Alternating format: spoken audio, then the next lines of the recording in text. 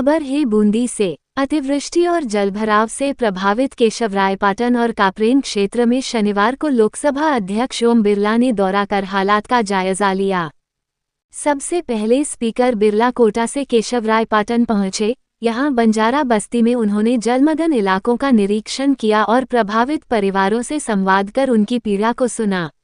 उन्होंने अधिकारियों से कहा कि बस्ती से जल निकासी की समुचित व्यवस्था शीघ्र सुनिश्चित की जाए। जिनके घर क्षतिग्रस्त हुए हैं उनका तत्काल सर्वे हो, राहत कार्यों में किसी प्रकार की शिथिलता न हो। बिरला ने कहा कि ग्रामीणों को फूड पैकेट व शुद्ध पेयजल उपलब्ध करवाए जाए। सभी अधिकारी और संबंधित एजेंसियां मुस्तैद रहे। एनडीआरएफ, एसडीआरएफ व सिविल डिफेंस की कंपनियां आपात स्थिति से निपटने के लिए तुरंत तैयार रहे। खेतों में भरे पानी की निकासी के लिए सीएडी द्वारा ड्रेन खुदवाई जावे। आवश्यकता होने पर अतिरिक्त फोर्स को तुरंत प्रभाव से बाढ़ प्रभावित क्षेत्र में बुलवाए। इस दौरान पूर्व विधायक चंद्रकांता मेघवाल, प्रशासनिक अधिकारी एवं जनप्रतिनिधि भी मौजूद रहे। आश्रय स्थल का किया निरीक्षण। बिरला ने प्रशासन द्वारा बनाए गए आश्रय स्थल में लोगों से मुलाकात की।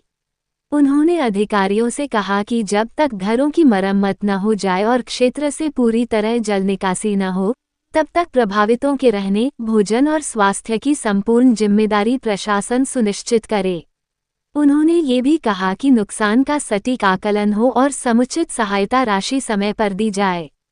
स्थायी समाधान निकालें। निरीक्षण के क्रम में बिरला हस्तिनापुर फाटक के पास जलमग्न झोपड़ियों तक भी पहुंचे। यहां की स्थिति देखकर उन्होंने संबंधित विभागों को तत्काल व्यवस्था सुधारने के निर्देश दिए। अनंतपुरा गांव में उन्होंने जलमग्न पुलिया और खेतों का निरीक्षण करते हुए ग्रामीणों से आवागमन व फसल हानि की स्थिति जानी।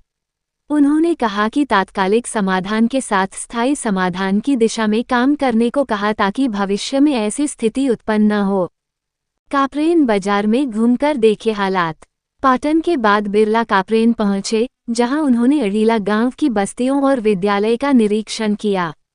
कापरेन बाजार में जलभराव की गंभीर स्थिति पर उन्होंने गहरी चिंता व्यक्त की और अधिकारियों को जल निकासी के प्रयास तेज करने के निर्देश दिए। उन्होंने प्रशासन को सर्वे कराकर प्रभावितों की सूची तैयार करने, राज्य सरकार को मुआवजे की अनुशंसा भेजने और जरूरतमंदों को शीघ्र राहत पहुंचाने के निर्देश दिए।